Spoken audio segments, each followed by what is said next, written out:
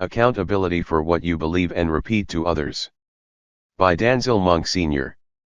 Anyone following the current conflict in our media and other sources of information can clearly see an information war between conservatives and leftists. Not only can we see this war of ideas and information being waged in the public arena, but it seems that everyone is being forced to pick a side and are being pressured to toe the line of their group's views, or else suffer the consequences of cancellation. What is worst, is that these ultimatums are not just coming from strangers, but from friends and family, making the situation much more serious. Granted, this kind of conflict is as old as human existence, but what is different about it today is that instead of it being waged mainly by intellectuals in book battles that very few people read, or by competing organizations, or world governments, the establishment of social media has opened the door for every individual to enter the arena of expressing their opinion to the world. Now we no longer have to pay astronomical prices or be invited to a popular TV show or program to be heard on the world platform. With the social media platforms, everyone has access to the world and can directly participate in the conversation, and this has given rise to the madness. The tragedy of giving a voice to fools. I must be careful with my next point, because I do not want to play into the hands of what Thomas Sowell correctly refers to as the elite, who arrogantly think that they have the qualifications and the right to decide what is best for the world. They do not. But at the same time, nor does fools who just like to hear their own voices or see their words in print so that they can feel important. Such people are a major part of the problem, and so I feel that I must address them here. And before you take offense with my calling people fools, please note that God has given my permission to do so. Just find any Bible software that has a search option and type in the word fool. You will find that it occurred over 180 times in the Bible. It appears 78 times in the Book of Wisdom, Proverbs. Yes, God has a lot to say about fools. But I will only use one reference here, from the 14th chapter of Proverbs, verse 7. Stay away from a foolish man, person, you will gain no knowledge from his speech. Holman Christian Standard Bible. I have observed that this seems to be where the main problem is. Far too many fools have taken part in this dialogue on a massive scale, and it makes getting at the truth that much more difficult. Many sincere people with good, trusting hearts have been influenced by such fools, and have repeated their false information, thinking it was truth. I know that use of this word will offend many, because they are not used of hearing brutal truth. We have been conditioned by political correctness to shun any hard words that may hurt the feelings of so many, no matter how accurate the use of the word is. That is part of the problem, but I digress. Be that as it may, the truth is that I have personally witnessed many on social media who clearly occupy the place of a fool when it comes to their ideas, views, and comments expressed on that public forum for everyone to see. It has always been my policy, that if you are bold enough to openly and quite publicly express your opinion to the world on social media, you should be willing to have your opinion challenged and refuted.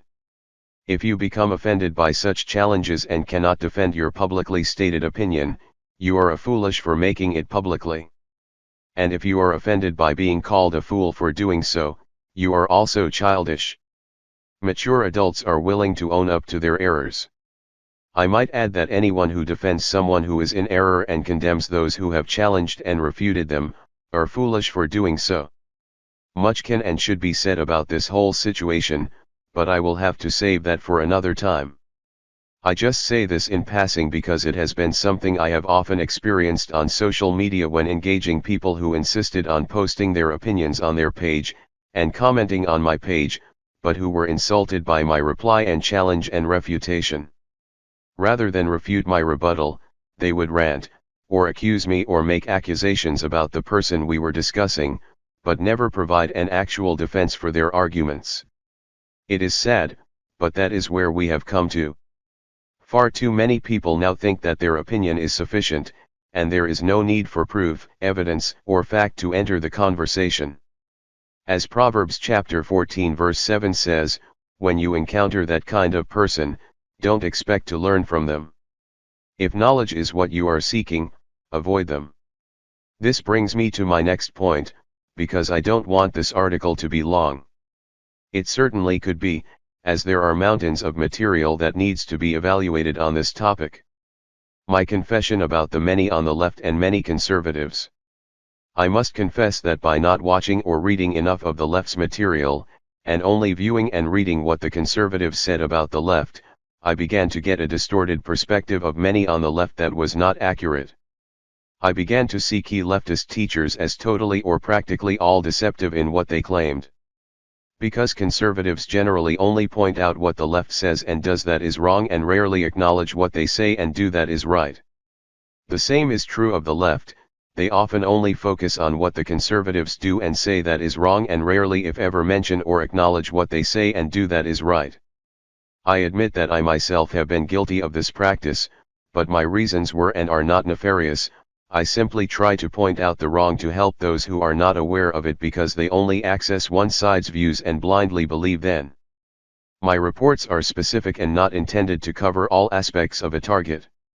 I expect my readers to be responsible and to do their own research before concluding anything about people. But others do it, it seems, to intentionally give the impression that the other side has no points of credibility at all. That is wrong and misleading. And when done for that reason, it is indeed a violation of truth.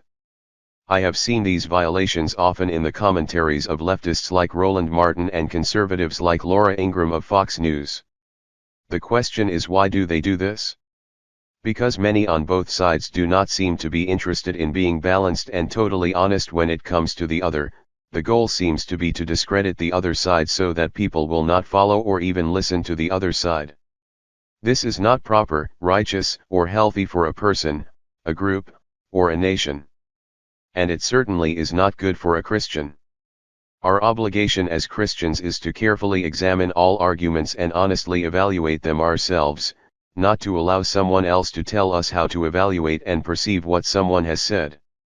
When we only accept what someone says that someone did or said, we place ourselves into the control of the one we believe.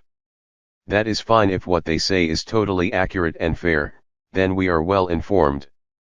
But if their information is tainted with bias, misinformation, and lies, our information will be false, and if we believe it, we will be misinformed and miseducated. And if we repeat it to others, we will become deceivers, and will be guilty of helping to spread lies. What is the solution? Stop being intellectually lazy. The only solution is to establish a personal policy that we will not accept an accusation without first fully hearing it for ourselves in its original context. I emphasize that because many on both sides have used clips of the other side out of context to give a false impression of what they said. This is wrong and dishonest. Secondly, we must not repeat or reference such material as true until we have done the above and confirmed it.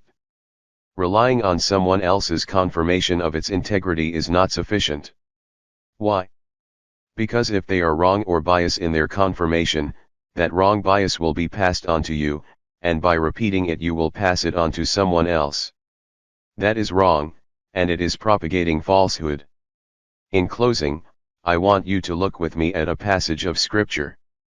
It is in Matthew, a statement by Jesus. Matthew chapter 12 verses 35 to 37. A good man out of the good treasure of the heart brings forth good things, and an evil man out of the evil treasure brings forth evil things. But I say unto you, that every idle word that men, people, shall speak, they shall give account thereof in the day of judgment. For by your words you will be justified, and by your words you will be condemned. I do not think many Christians take this verse seriously. They seem to think that warnings like this do not apply to them for some reason.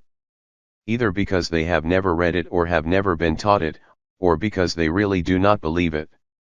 Whatever the reason, let me assure you that this is a serious warning and Jesus never made idle threats. While I don't expect people like Roland, I don't know what his religious belief is, it can't be biblical Christian, or Laura as a Catholic, to take this kind of warning seriously. I do expect professing Bible Christians to.